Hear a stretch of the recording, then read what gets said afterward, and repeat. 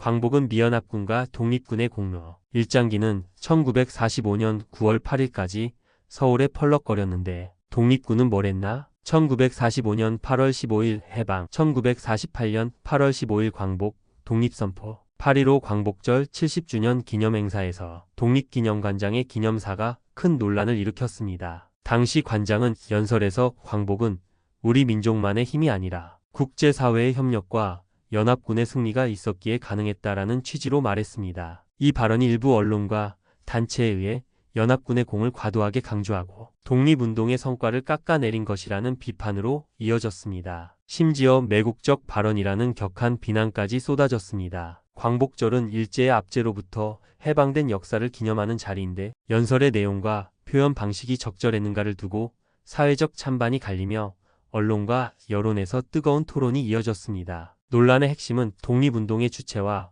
해방의 공로를 누구에게 두느냐는 문제입니다. 해방 초기에는 남과 북 모두 외세의 역할을 분명히 인정했습니다. 북한은 1960년대 초반까지 소련군이 일본을 패망시켜 우리 민족을 해방시켰다고 주장하며 소련의 감사의 뜻을 전했습니다. 그러나 1963년을 기점으로 김일성이 이끈 항일 무장투쟁이 일본군을 꺾고 조국을 해방시켰다고 서술을 바꿨습니다. 남한도 초기에는 미군과 연합군 그리고 대한민국 임시정부의 광복군이 힘을 합쳐 해방을 맞이했다고 설명했지만 이후 일부 진보좌파 세력은 미군을 점령군으로 규정하며 미국의 공로를 의도적으로 축소했습니다. 잠깐 여기서 좋아요, 구독, 댓글 부탁드려요.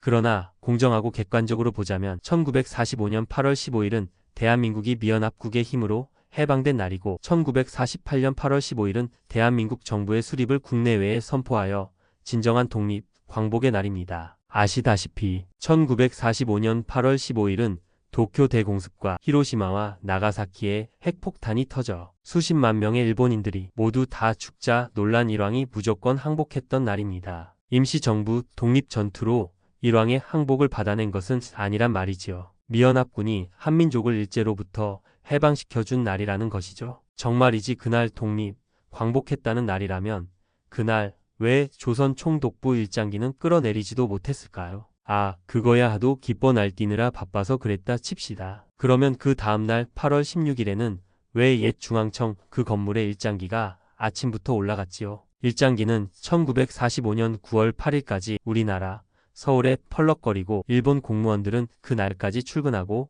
일본군도 용산 병영을 굳게 지키고 있었습니다. 임시정부 독립군이 단 한 사람의 일본인의 털끝 하나 건드리지 못했습니다. 9월 8일 드디어 미군이 인천항으로 들어오고 이튿날인 9월 9일 오후 2시 4시 조선주둔 일본군이 미군에 항복하고 이에 따라 일본군이 일장기를 자기들 손으로 내리고 이어 미군들이 자기들 손으로 성조기를 올린 것입니다. 임시정부 독립군이 일장기를 내리고 태극기를 개항한 것이 아닙니다. 이런 배경 속에서 독립기념관장의 연설이 역사인식을 다시 뒤흔드는 계기가 된 것입니다. 관장 연설 비판 측은 민족 중심의 독립서사를 강조합니다. 해방이 단순히 외세에 의해 주어진 것이 아니라 우리 스스로 독립을 갈망하고 투쟁해온 결과라는 점을 되새깁니다. 일종의 국뽕인데 임시정부와 항일 독립군의 투쟁은 국민에게 자긍심을 심어주고 독립운동의 가치와 희생을 기린다는 점에서 의미가 큽니다. 또한 해방 이후 한반도가 냉전체제의 희생양이 된 상황에서 자주적 독립을 부각하는 것은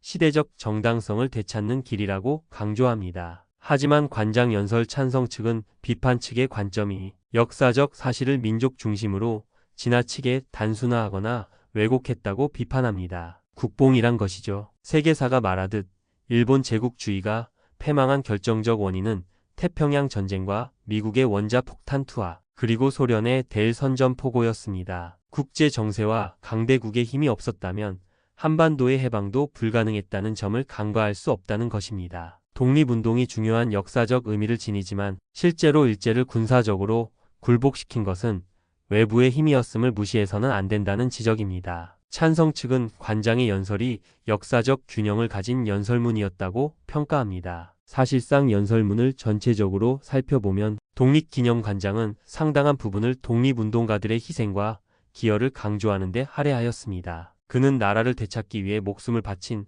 수많은 선열들의 헌신이 없었다면 우리는 지금 이 자리에 서 있을 수 없었을 것이라며 독립군과 광복군 그리고 국내외에서 항일운동을 벌인 수많은 민족 구성원들의 노력을 분명히 언급했습니다. 문제는 연설의 특정 대목이 잘려 인용되면서 전체 맥락이 왜곡되어 전달되었다는 점입니다. 관장은 독립운동과 국제사회의 지원을 함께 언급했지만 일부 매체는 연합군의 힘이 없었다면 독립도 없었다는 식으로 독립운동을 부정했다고 애곡한 것입니다. 한편 찬성 측, 즉 관장의 발언을 옹호하는 쪽에서는 이렇게 주장합니다. 광복은 국제정세와 태평양 전쟁의 결과 일본의 무조건 항복에 의해 주어진 것이 사실이며 독립운동의 공헌을 인정하더라도 그것만으로 광복을 설명할 수는 없다는 것입니다. 따라서 관장의 연설은 역사적 사실을 균형 있게 조명한 것이며 오히려 국제적 협력 속에서 독립운동이 어떤 의미를 가졌는지 되새기자는 취지였다고 설명합니다. 관장 연설을 비판하는 쪽에서는 광복의 의미를 축소하고 독립운동을 폄훼했다고 반발했습니다. 광복은 외부 세력이 아니라 우리 민족의 피와 땀으로 쟁취한 것이라는 입장에서 연합군의 기여를 강조하는 순간 독립운동의 역사적 가치가 가려진다는 주장입니다. 특히 해방 이후의 정치 상황 속에서 미군을 점령군으로 규정했던 좌파 진영의 역사관과 맞물리며 또다시 외세의 힘을 강조하는 식민사관적 매국노 발언이라는 강한 반발로 번졌습니다. 결국 이번 논란은 역사 해석의 관점 차이에서 비롯된 것입니다. 해방은 분명 일본의 패전과 연합군의 승리라는 국제 정치적 상황 속에서 이루어진 동시에 그 배경에는 독립운동가들의 끊임없는 투쟁과 희생이 있었습니다. 독립기념관장의 연설은 이 두 가지 요소를 함께 조명하려는 시도였지만 일부가 단편적으로 부각되며 왜곡된 논란으로 이어진 것입니다. 아무튼 찬성과 반대의 논리는 일부 왜곡과 단순한 시각 차이를 넘어 해방의 주체를 어떻게 규정할 것인가 하는 역사 인식의 본질적 문제와 연결됩니다. 북한이 김일성 중심의 독립서사를 고착화한 것처럼 남한에서도 특정 인물이나 세력을 중심으로 해방의 공을 강조하려는 시도가 반복되어 왔습니다. 그러나 역사는 어느 한쪽만의 힘으로 이루어지지 않았습니다. 수많은 독립운동가들의 희생, 연합군의 전쟁 수행, 국제 정세의 변화가 복합적으로 작용한 결과가 바로 815 해방입니다. 이번 독립기념관장의 연설 논란은 우리 사회가 여전히 해방의 주체를 어떻게 기억하고 가르칠 것인가에 대해 합의하지 못하고 있음을 보여줍니다. 어떤 이들은 민족적 자존심을 위해 자주적 독립을 강조해야 한다고 말하고 또 다른 이들은 객관적 사실을 직시해야 한다고 주장합니다. 결국 중요한 것은 어느 쪽을 선택하느냐가 아니라 다양한 역사적 요소를 균형 있게 이해하는 것입니다. 광복절의 의미는 단순히 한 세력의 공을 기리는 데 있지 않고 민족 전체가 자유를 되찾은 역사적 순간을 기념하는 데 있기 때문입니다. 이 사건은 단순히 연설문 해석의 문제가 아니라 우리 사회가